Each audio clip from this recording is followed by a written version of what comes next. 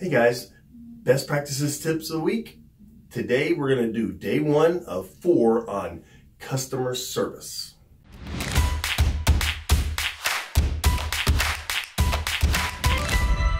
Hey guys, best practices tip of the week, customer service, installation 1. We're going to talk about communication. Why are we talking about communication? Well, it's because it's the number one thing that clients complain that we do poorly. 87% of the people that we work with say that we don't communicate well with them. If there's a number one complaint. So what can we do to communicate better? One thing I would like to talk to you about is first figure out how they would like to be communicated with. Are they phone people? Are they email people? Do you like to text them? That's one way that you can make this a lot easier, because there's so many people that just don't even answer the phone or read their emails. Some people hate text.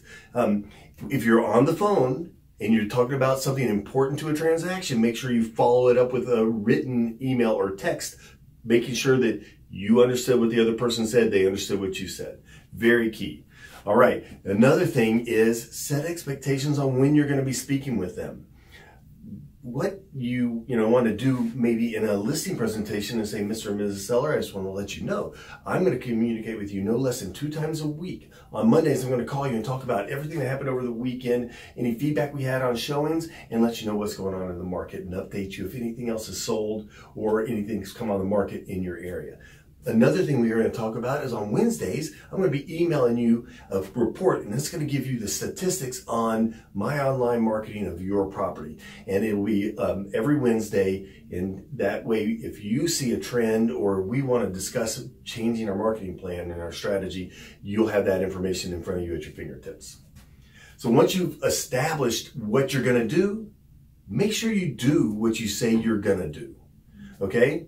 And one more thing about when you're going to communicate with them. I don't want you setting yourself up to be answering the phone at 11 o'clock at night talking to an upset seller because somebody left the door open and their cat got out. I want you to be able to set the standard of, I answer my phone from X time to X time, from this day to this day.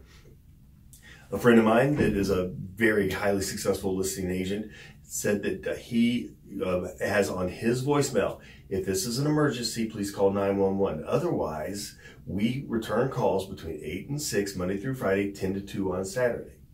There are no emergencies in real estate, and I want you to have a life. Okay, finally, I want you to ask questions.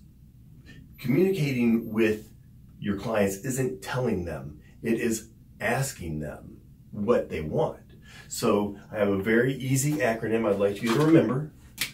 It's ASK. Ask questions, shut up, keep asking more questions.